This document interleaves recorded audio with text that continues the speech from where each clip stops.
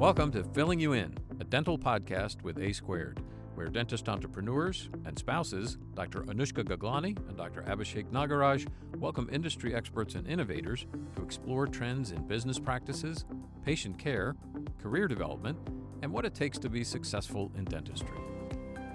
Hi, everyone, and welcome to another episode of Filling You In. I'm Dr. Abhishek Nagaraj.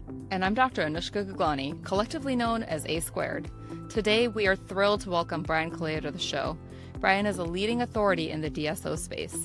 As director of the Dental Service Organizations Industry Group at the Dykema Law Firm, he advises clients on a wide array of subjects, including regulatory issues, patient privacy, credentialing, and the corporate practice of dentistry, among many others.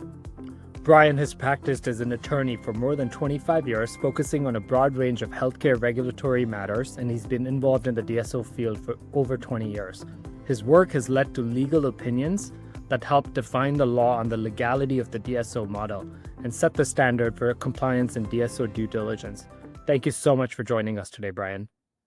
I'll tell you guys are very kind with that, over 20 years, 25 year stuff. This is my 30th year and I'm feeling kind of old and depressed. So thank you for making it like 20 or something and making me seem a little younger with all of this stuff. But, as soon as I get over, kind of my depression, I'm really happy to be here with you guys and real excited to talk to you today.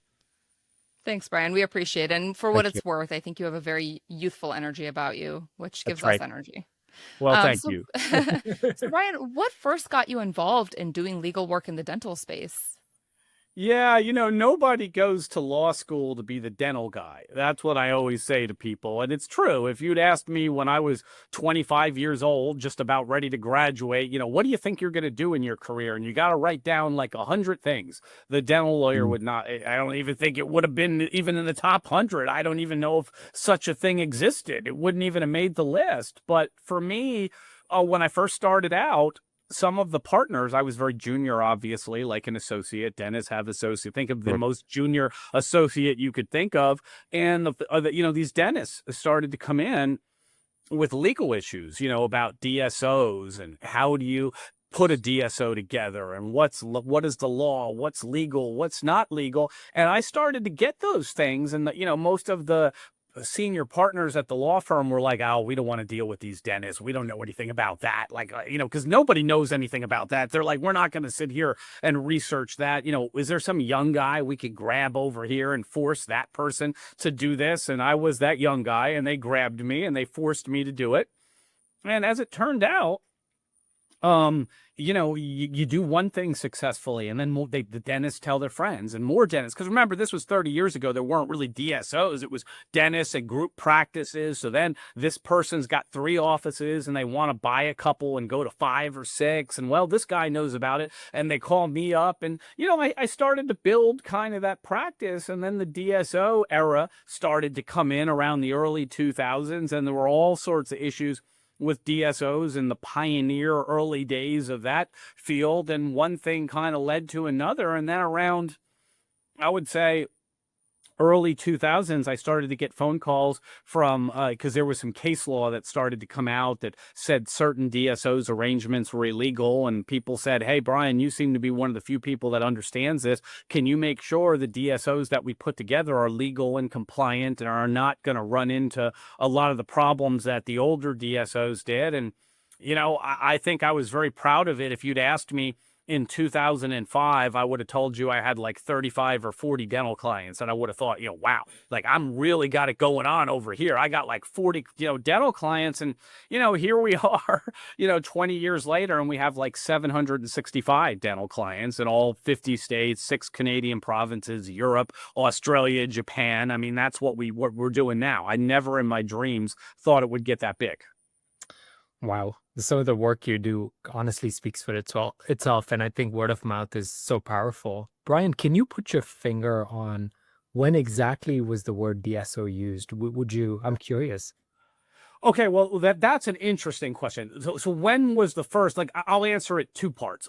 If you were asking, when was the first DSO created? I would say around 1995, 1996. But if the question, and I didn't really read it this way, but it's a fun question too. When was the term DSO first used? I know that too. When the ADSO decided to use that term, it was around 2010, 2011, because it used to be Dental Service Organization, and they said, let's call it Dental Support Organization. And the ADSO has adopted that term, Dental Support Organization, but a lot of the industry, that's not the ADSO, still uses Dental Service Organization. But we started to hear the actual term DSO around 2010, maybe 2009, something like that. But when were the first DSOs formed, even though they didn't call themselves DSOs, would have been 1995, and they were called DPM, Dental Practice Management. They were called management companies. They were called MSOs, Management Service Organizations. Those were the names that they went by when they were first created in the middle 90s. Thank you. I've always been curious about that. Thank you for answering that. Wow, it's quite a history. Currently, what are the key issues DSOs need to be aware of from a legal standpoint? Yeah, they're the same, but we always have to repeat them because new people keep coming into the space with new organizations. I mean, that's the one thing I'll say, Anushka, it's not changed that much, but because, new organizations are forming every day, new people are getting into the space, we have to keep going over it. And, the key issues are structures, agreements, and fees. I mean, they've been, if you'd asked me this 10 years ago, I would tell you the same thing. What is your structure? Is your structure legally compliant? And assuming your structure is compliant, are your agreements compliant? These would be like management agreements and license agreements and succession agreements and subleases and equipment use agreements and HIPAA business associate agreements. Are those contracts, regulatory compliant? And then the final one that, people still miss or get wrong even to this day is, are your fees regulatory compliant? The management and other fees that you're charging to the clinical entities, are they compliant? And that has been the case probably, 15, 20 years ago, 10 years ago. And right now, answering the question now, it's the case. Awesome. Brian, one of the things when the industry thinks of you, one of the things that you're well known for is developing creative and alternative business structures. Can you give us some examples of how they've impacted the industry or what those structures would be? Yeah, well, there's several that we've created over the years. One of them is a joint venture. That's being utilized, a lot right now. And if you want to conserve your capital and you don't want to have to spend every dollar that it would take to either open up a de novo or acquire a new office, you can joint venture with a dentist or a non-dentist. We have joint ventures just clinically, and we have joint ventures from a DSO standpoint, and you might do 51-49, 60-40, something like that. And, obviously, if you only have to spend 51% of the capital, you could almost do twice as much for the same money. So the joint venture model is one. We're going to talk about that really, this summer at our big DSO conference. Joint ventures are going to be featured. That's one that we kind of created. Another one is a dedicated specialty program agreement. I think we probably call them program administration agreements, but it allows, a provider or a management entity or a DSO to go to a existing GP practice or specialty practice or whatever and provide a singular service. Could be clear aligners, could be wisdom teeth extractions, could be anchored dentures, could be implants. And basically you're going to a practice that's already functioning and you're saying, we're not going to manage your whole practice. That's fine. But we're going to manage one program. We're going to be in charge of clear aligners. We're going to be in charge of wisdom teeth extractions. We're going to be in charge of anchor dentures. We're going to be in charge of all on 4 implants. And you bring that one program to that practice and, you get paid a management fee for managing that one program. That's another really cool alternative model that, in the last 5 years, we've really utilized a lot over here. Wow, that's pretty fascinating. I have to say I wasn't even fully aware of that. I mean, think of it. It's great, right? If you've got a GP office and you want to do anchor dentures, but you feel like you don't have the qualifications or pull wisdom teeth, and somebody comes along and they say, hey, we're going to provide that expertise and we're going to legally, split the fees between each, there's regulations we have to follow, but there's a legal way to do it. And we're going to legally split the fees amongst ourselves, for administrating this program. It's a really neat thing. It's been able to allow GP practices to integrate specialty in ways they never could before. So, that's probably one of the, you didn't ask me this question yet, but that's probably the one I'm most proud of. I mean, the integration of specialties. The joint ventures are cool too, but, a lot of people are doing that. But to be able to integrate these specialties and increase the overall revenue and EBITDA of these practices, I think I'm most proud of that one. Yeah, it's very cool because not only is it, for the practices, the specialists, but also the patients don't have to go elsewhere. That's amazing. Well, yeah, the acceptance of the treatment plan is a lot higher than it ever would be. And you guys know this from running your own really successful organization. If I need, to get, an implant or something, and you're like, hey, I'm going to send you over to this oral surgeon and give them a call, and they're across town or they're somewhere else. I mean, maybe if I'm in a lot of pain, I probably got to do it. But if I'm not in a lot of pain, I may do it, or I may just say, I'll get to it when I get to it. Might be never, might be 6 months from now, might be a year. And, you're certainly not getting any revenue from it. You're sending me somewhere else. And it's not great for me because I may not get the treatment I want. But if you say to me instead, hey, come back here, next Thursday. Our implant person that works for our staff will be here next Thursday and we'll take care of this. All of a sudden, I'm like, oh, okay. I'm at Abhishek and Anushka's practice. I like that course. I'll come back there. Yeah, right. I'll show up next Thursday. And then, your specialist will treat me when I'm there. Then you guys get some fees out of it. I get the treatment that I need. And it's really a win-win for everybody, really. That's exactly it. Totally a win-win. That's incredible. Something that we'll even want to look into. Definitely. Brian, how are you? I've always been curious. How do you keep up with all the news, and how do you continue to maybe innovate as a law firm? Because there's so much happening in today's world with changes in law. How do you continue to keep up? What do you do?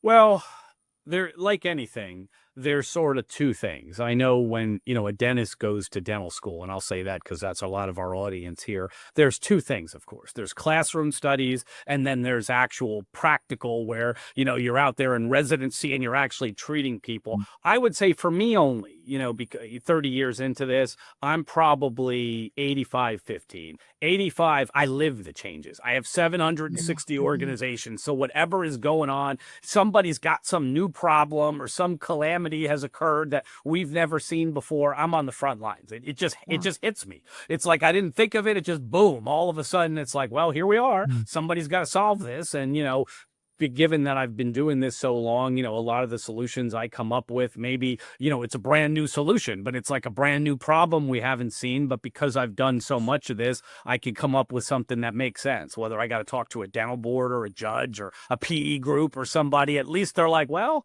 we never really seen that, but I guess that makes sense what you're saying. I guess we'll go with that, So I do that a lot. And then probably 15% between all the speaking engagements I do. One of the real treats that I have, you guys know this, I'm advising 24 dental technology companies. So I'm always, meeting with those guys and learning what it is to be on the other side, trying to sell to DSOs and group practices. So between, the advisement work I do, and the actual just practical, having the stuff hit me in my face. And of course, I've got 72 lawyers over here that I'm responsible for, and they're actively, some of them are more academic. They're probably 85% reading and learning and 15% practical right now because they're younger, but I'm learning from them too. We meet very frequently. We talk about things. So the combination of all that, whether I like it or not, keeps me on the front lines because the stuff just hits me in my head. So I find myself running, trying to escape, and it still finds me somewhere, Right.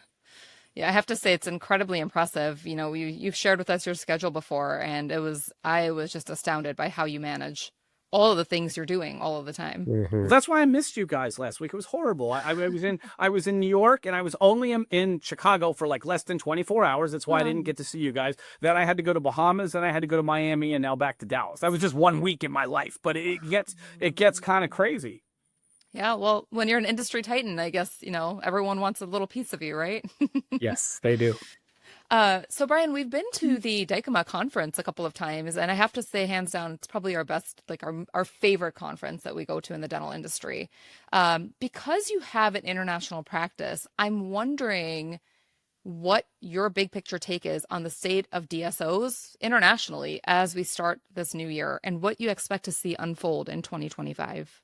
Well, first of all, you're selling yourself short, Anushka, because you don't just attend, you were featured on the big stage at my event. First of all, I was there. I was the moderator, so nobody can deny it. I was there, and you did terrific, by the way. So, you don't just show up. You've been a featured presenter, and I appreciate that. But second, on the international scene, this year we're going to have an international panel for the first time. We're flying folks in from Europe and Australia, and they're going to participate in an international panel, and we'll get to ask them some questions, for everybody. But, I'm asking them questions every week. The international markets, I define that as Japan. I define that as Australia and Europe and, Canada, kind of learn from what we do here. They kind of follow. They're a little bit behind what we do here. Some of them, the laws are a little more favorable. Things like the corporate practice of dentistry here, where corporations owned by non-dentists can't own dental practices. Over in Europe, in some places, they absolutely can. So it's a little easier for them to set things up. The European legislature and their laws, they're not as worried about, some of the things that they're worried about here. If corporations take over, maybe they'll make clinical decisions. That's not good. That's the philosophy here in America. Over there, they just seem like, nah, the corporation can own the dental offices. What could happen? Like, it's all right. And, so the laws are a little more lenient in some of those places, but still they learn a lot from our structures. They learn a lot from our rollover structures, how we structure M&A, transactions over here. And, where it is right now is everybody's waiting for inflation to go down and the interest rates to go down to a point where the M&A markets can fire back up again, and we'll get a lot of activity. I mean, obviously, you guys are active. You're still buying offices. Some of my clients are buying, single offices, double, a little bit here, a little bit there. But, the big transactions that everybody wants, they're just not happening, right now in this environment because it's very, very challenging. So everything's sort of pivoted to same store growth. And, the questions you have to answer, I mean, you want to frame it. There are so many cool technology companies out there. We've had more advancements in the last 5 years, in the last 100 years. It's the most exciting time to be in dentistry as far as I'm concerned. But how do you pick? Like, it's all this stuff. It's sensory overload. What do you do? So what you got to frame is, how do you grow in the absence of M&A activity or greatly diminished M&A activity? How do you grow when the cost of labor is the highest it's been in the history of the industry? How do you grow when there's staff, clinical and non-clinical shortages, in the industry? How do you grow when the cost of supplies and goods is the highest it's been? And the solutions out there, and there's so many cool technological solutions, but the ones that can solve for those problems are the ones, to me, you got to turn your attention to first. And then some of the others that might be kind of cool, like they might be all right, but they're not solving these problems, maybe they're not as big a priority, to me anyway. You said a lot of things that I think were, there's so many things to unpack here. One of the things that you said was internationally, they don't have all the regulations, or they're not as worried about things. In the US, which state would you, in your opinion, do you think is the highest regulatory and which one's the lowest? Well, yeah, that's actually easy because we deal with that all the time. And anybody in psychology knows, everybody always remembers the first and the last thing. So, yeah, the strictest is North Carolina. And that's not a surprise. Everybody knows that. The dental board has to approve, DSO structures and agreements before generally you can do business in that state. So, North Carolina is the strictest. The most lenient to me, or there's a couple because they're kind of tied. Arizona, Utah, Wisconsin, South Carolina, New Mexico are kind of, and the reason I lump those five together is they generally allow non-dentists to own dental practices directly in those states. So, that's why I put them sort of in the lenient category. But the strictest is North Carolina, just hands down. There's nobody that can compete with the strictness of North Carolina right now.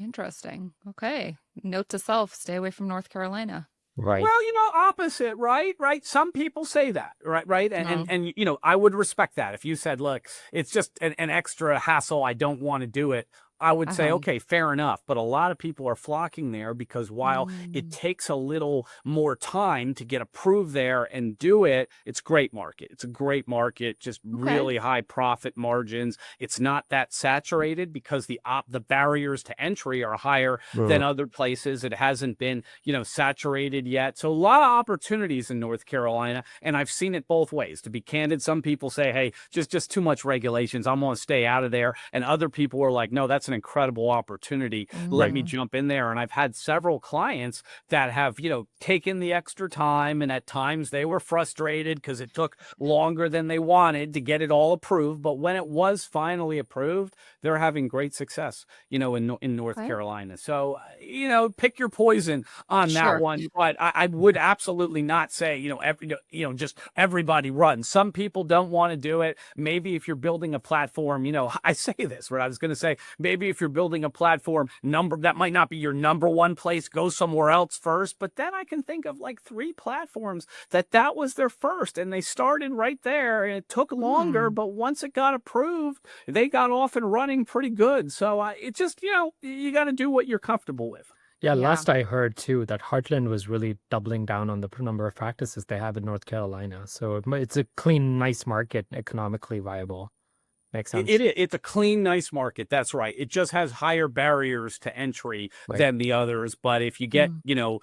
the right lawyer that understands that, Mhm. and I'm not infomercialing myself, we do understand it, but but you have to, it's essential. Like I always tell people, you don't got to use me, but you better use somebody that knows what they're doing. And that's Right. what I would say for North Carolina. We do a lot of it. Nobody's got to use me, but you better use somebody that knows what Right. they're doing, or you're going to be, you could get in trouble there. That makes sense. Definitely. I would say use Dykema. Yes.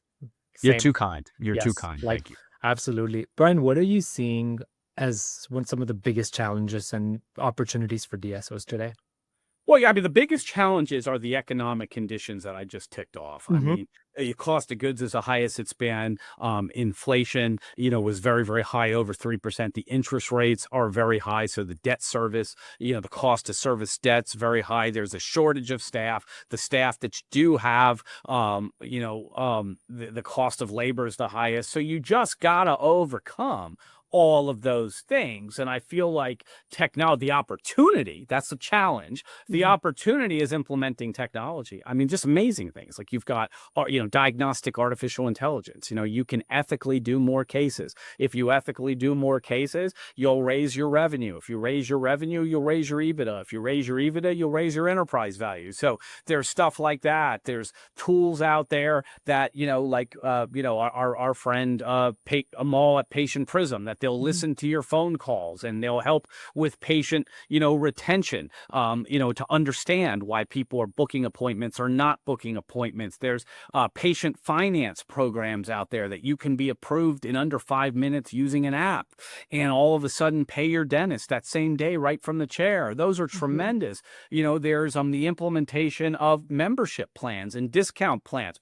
There's the integration of specialty that we discussed at the beginning of the show, how you can do clear aligner programs, wisdom teeth extraction, anchored dentures, implants, all kinds of stuff like that. There's all these new PMS system tools that are able to give you real-time KPIs and real-time data, not having to wait 30 days. They'll auto-adjudicate insurance claims for you, help your RCM. When I say RCM, revenue cycle management, they'll help you with that. There's revenue cycle management platforms, and the key there is one, to utilize 100% of available insurance dollars to lower your cycle times and to do it for cheaper than you'd have to do it yourself. So there's so many really cool options out there. So the challenges are what we went over. The solution, I think, is technology, and not every solution is going to work for every office, but you got to Mhm. figure out your office and which ones are going to work best for you. Mhm. Yeah, you were absolutely right. Such exciting times. This is a great time in dentistry. I know people sometimes say the golden age of dentistry is over. I'm like, Mhm. it's just beginning. It's amazing. Yeah, no, that's silly. Anybody that says that, I know you weren't saying that, but anybody that says that, I got to disagree with. This is the golden age of dentistry right now. I mean, it's just amazing things. And then, you've got the oral systemic integration of, medical and dentistry to come. That's taken a little longer than we want. I think we got to get some insurance reforms in place maybe before that hits, but that's going to be exciting. You'll be able to get so much more information from the dentist than just like a tooth cleaning and, a general checkup. You'll be able to get key flags and indicators of how your overall health is doing and be able to, make some corrective actions right there in the dental office. So, I mean, just a lot of exciting things like that. Yeah. We're very Salivary excited. testing and all of that good stuff is Yes. it's really starting to pick up steam. Yeah. Yeah. Spit in a box. I mean, that's my job. I call it the spit in a box. And Right. but they can tell you so many things. I mean, I Yes. make a joke about it, but if you do give the saliva sample, they can tell so many things about your body from that. Yes. Yeah, it's crazy. So, Brian, we're going to wrap up with a quick lightning round. We're going to ask you 3 questions. The first All one, what was your last impulse buy? Oh, I know this.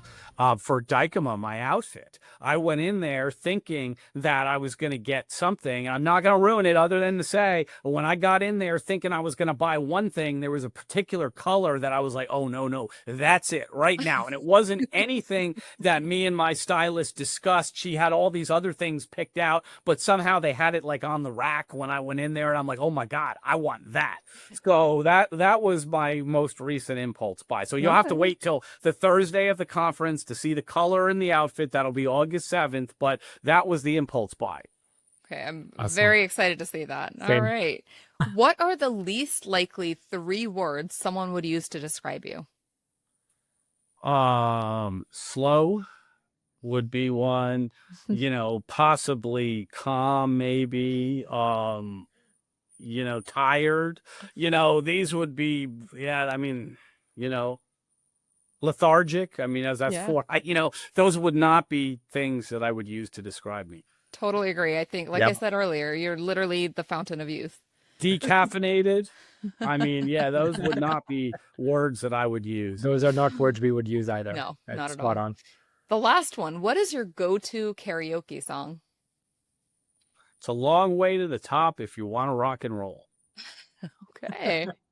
That's kind of some of my walkout music. I mean, Dykema, we do some very special stuff, but often other events, that have, that are privileged enough to have music. It's adds a layer of additional expense and detail. Not all the conferences do, but some of the other conferences that have music, they'll say, hey, you're coming out. What should we play? Well, we should play. It's a long way to the top if you want to rock and roll, because that's kind of a metaphor for my life. Okay. I love it. So, Brian, we want to close out with this one saying: the difference between knowledge and wisdom is application. It is your wisdom that keeps people coming and listening to someone like you. It's the value. You understand how to drive value to people and to give. So it's been a true honor to have you today. And thank you so much for taking the time.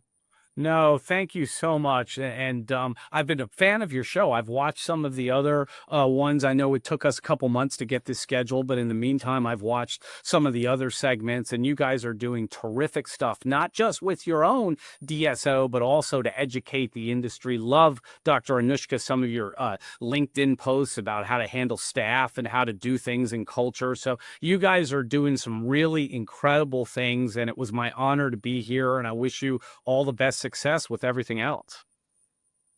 Thank you so much, Thank you Brian. so much. I'm Dr. Abhishek Nagaraj. And I'm Dr. Anushka Gaglani. Thanks for checking out today's show, and we hope you can join us again next time. Thanks for watching this episode of Filling You In, where we uncover the insights, trends, and stories shaping the dental industry. If you like this podcast, please share it on your social channels and visit Aereo Dental Group on LinkedIn or on Instagram at Aereo Dental Group. You can also subscribe to the series and check out all of our episodes on this YouTube channel or at aerodental.com/podcast. Until next time, stay curious, stay inspired, and let's keep elevating the dental field together.